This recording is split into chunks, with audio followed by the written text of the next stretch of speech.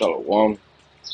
Call Allah Yahweh Bahashem Yahweh Shai Bahashem Hakodash. Double honors to the apostles and elders of Great Millstone. Peace and salutations to the brothers that are laboring throughout the four corners of the earth in truthfulness and sincerity. It's Tawab Paryab from the Providence, Rhode Island camp. And, just going to go into a quick account here in the book of Acts, the 16th chapter. I hope it's not too loud in the background. We got some type of construction going on, but with that being said, I'm going to start here in Acts chapter 16 and verse 16. It says, "And it came to pass, as we went to pray, a certain damsel possessed with the spirit of divination met us, which brought her masters much gain by soothsaying. The same followed Paul and us and cried, saying, These men are the servants of the Most High Power, which show unto us the way of salvation. And this did she many days. But Paul, being grieved, turned and said to the spirit, I command thee in the name of Yahweh Shai HaMashiach to come out of her, and came out the same hour." And, one thing that I'm bringing out here, concerning this account is the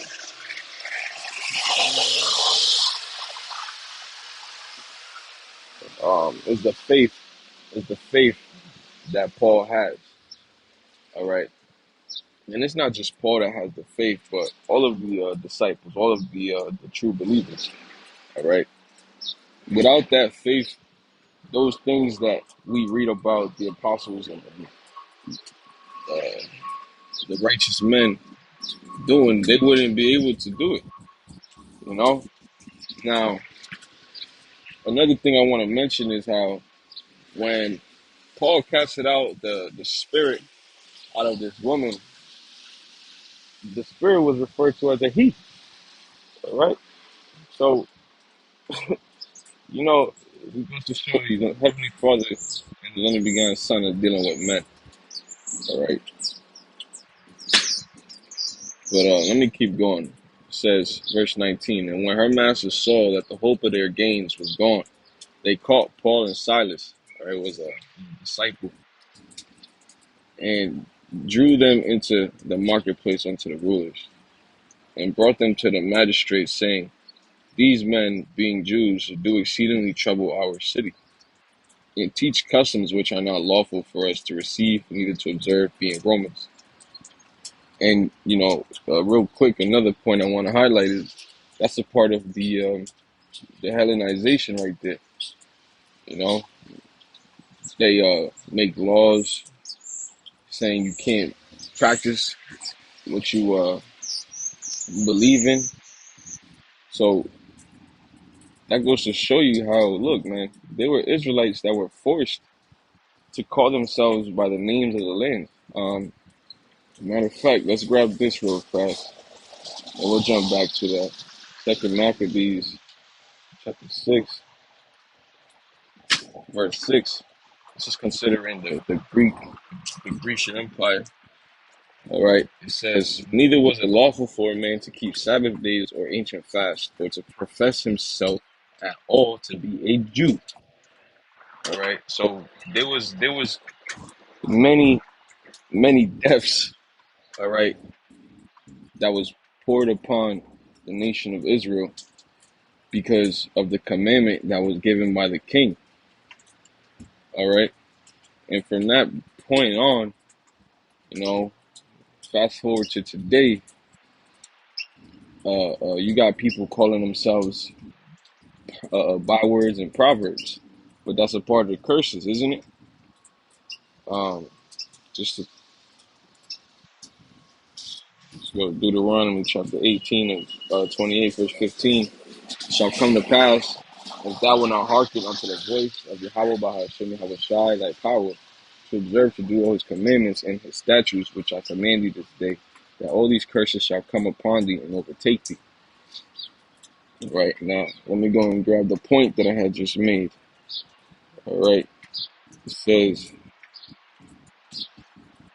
here in verse 36, The Lord shall bring thee and thy king, which thou shalt set over thee, unto a nation which neither thou nor thy fathers have known.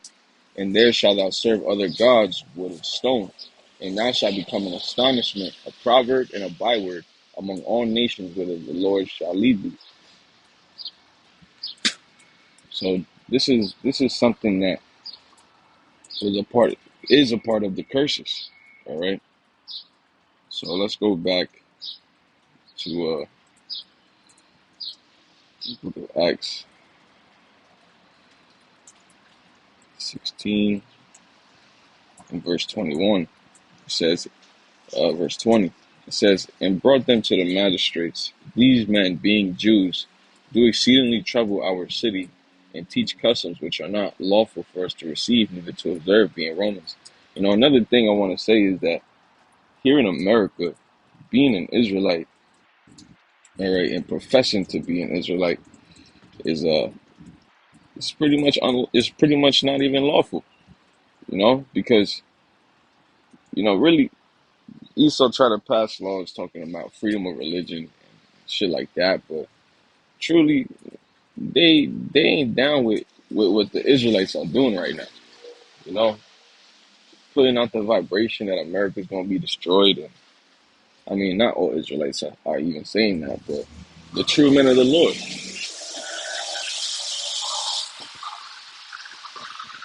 you know, pushing out the true men of the Lord, pushing out the vibration that you know we've been lied to, that America's gonna be destroyed, Esau's gonna be slavery. It's pretty much the same case. The powers of America do not want the Gentiles to wake up. And what do I mean by Gentiles? I'm talking about the Israelites that are in the Gentile state of mind that have uh, taken the customs of the Gentiles. All right, but let me get to my point. Verse 21 says, and the multitude rose up together against them, and the magistrates ran off their clothes and commanded to beat them. And when they had laid many stripes upon them, meaning after they beat them, they cast them into prison, charging the jailer to keep them safely. Who have received such a charge thrust them into the inner prison and made their feet fast in the stocks. And Yahweh Shai, he had told the apostles, the disciples, the apostles, um, that they were going to go through things like this. Let me see.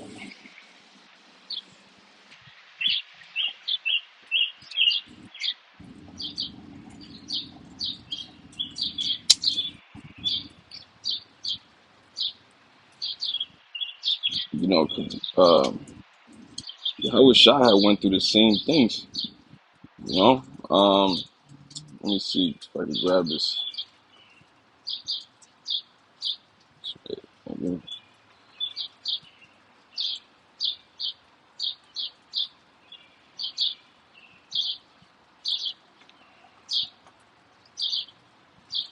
This is not really what I wanted, but this is good too, right? Matthew 5:25. Agreeing with thine adversary quickly, while thou art in the way with him, lest at any time the adversary deliver thee to the judge, and the judge deliver thee to the officer, and thou be cast into prison. Yahweh Shah was telling them to be wise as a serpent, harmless as a dove. All right, let me see. Grab another precept that comes to mind.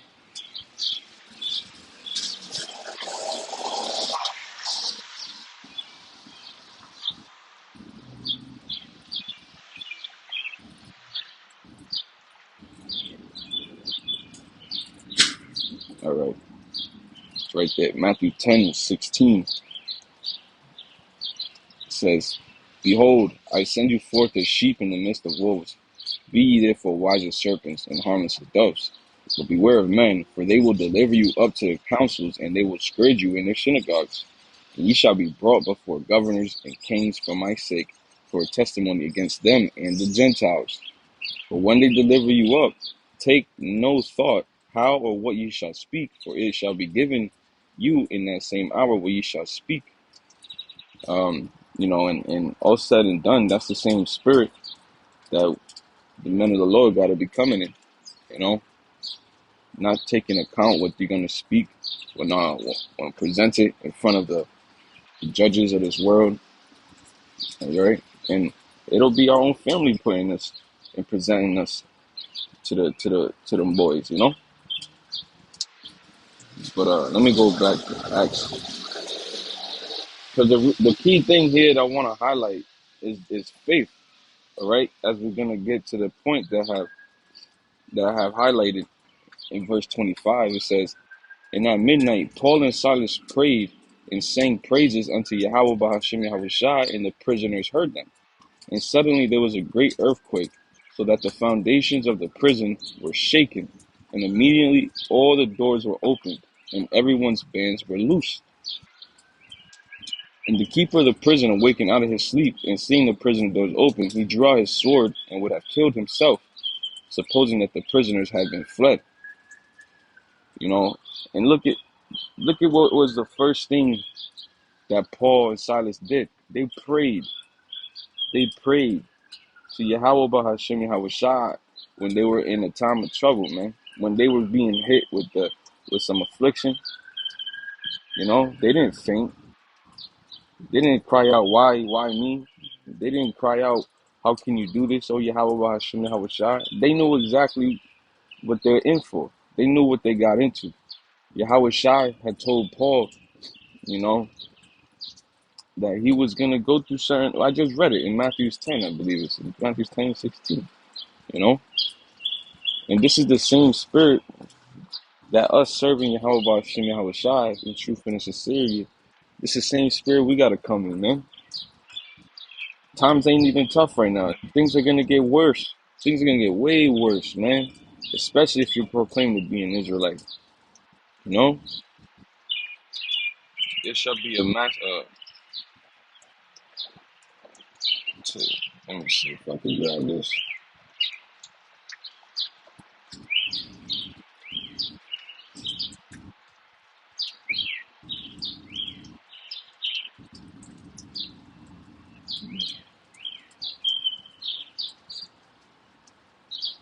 I'm trying to find it, see what that precept is.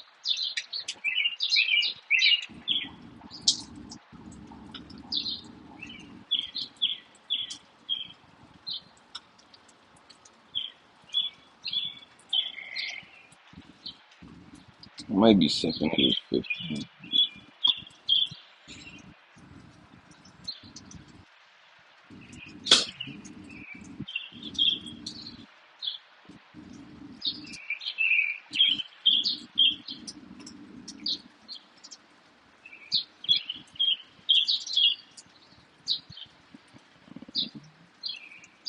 Yeah, 2nd Ezra 16 and verse 70. For there shall be, for there shall be in every place and in the next cities a great insurrection upon those that fear the Lord. They shall be like madmen, sparing none, but still spoiling and destroying those that fear the Lord. For they shall waste and take away their goods and cast them out of their houses. Then shall they be known who are my chosen, and they shall be tried as gold in the fire. You know, so this is gonna be a time when that faith has to kick in, and it has to be the only thing that we rely on, man. You know, I'm gonna finish these off real quick, and I'll probably wrap it up. You know? Verse 73. Then shall they be known who are my chosen, and they shall be tried as the gold in the fire. Hear, O ye my beloved, saith the Lord Yahweh Ba'ashem Yahushua. Behold, the days of trouble are at hand, but I will deliver you from the same.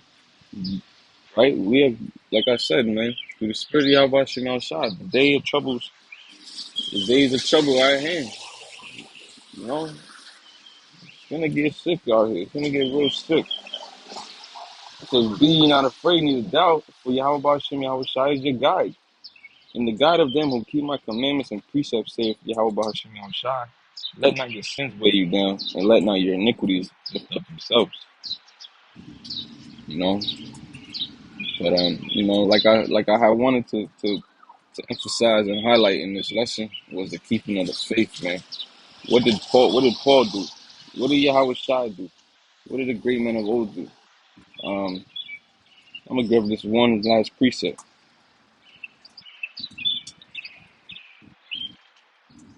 Um, and then,